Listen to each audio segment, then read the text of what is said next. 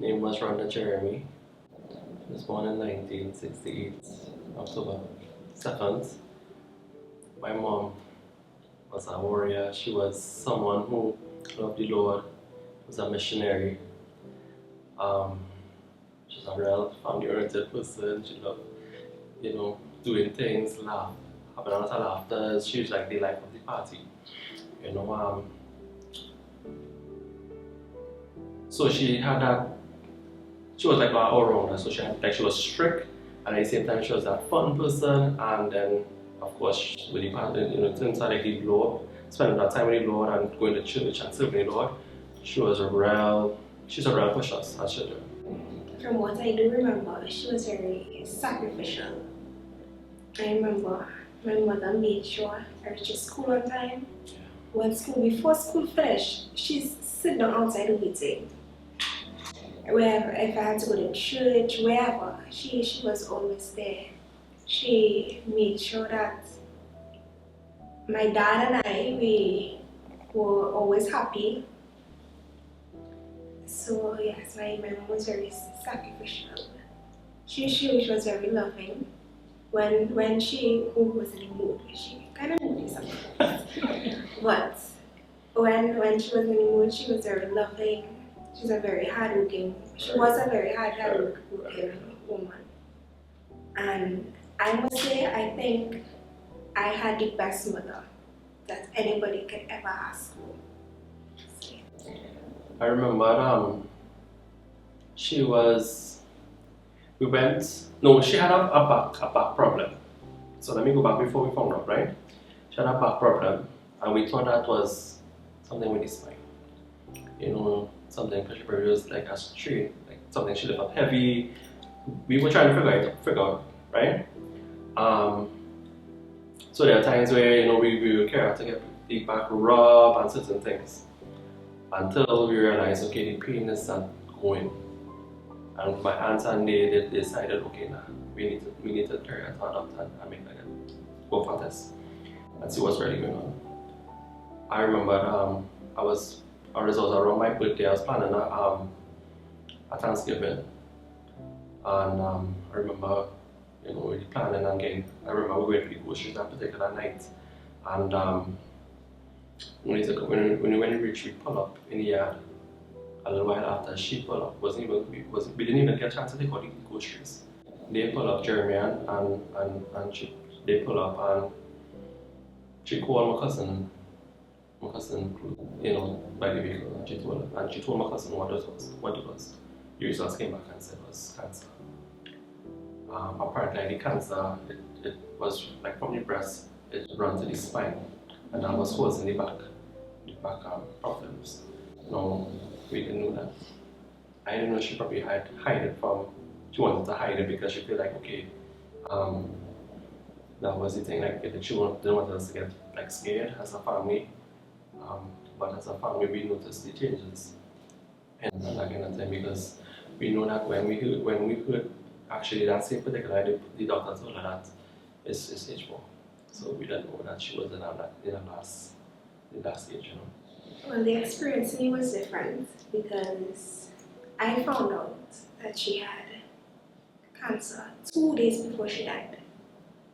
So when she was going to the hospital and stuff like that, no one told me anything because I had exams, so I guess they didn't want me to know. But I had in mind that it was that because I think we were about to go shopping and she stopped by our neighbor and she said, "I'm feeling something." She was like, I'm feeling a lump, and she was saying this to her aunt. But remember, I was young, so I didn't really know what it was. But I was like, that has to be serious. But I didn't find out until like two days before she died, when she was rushed to the hospital. And after I begged, then I was told that my mom has cancer and stuff like that. So for me, it was different. I didn't get the time to express any kind of emotions because everything happened so fast and so rapidly that it's, I feel really hurt because like although I knew that I couldn't do anything, I would have still tried to at some point, but I was really hurt. But I guess it's because they didn't want me to lose focus in school and stuff like that. I would have asked her why she didn't tell my father immediately and why she didn't look for help. If I was, let's have a few words with my mom, I would just tell her that I love her. Because the truth and the fact is, it's almost 5 years since mom passed away. December coming, we get 5 years. And I miss her every single day. Memphis. Well, as Jediah said, we knew that our mom knew. Because stage 4, come on.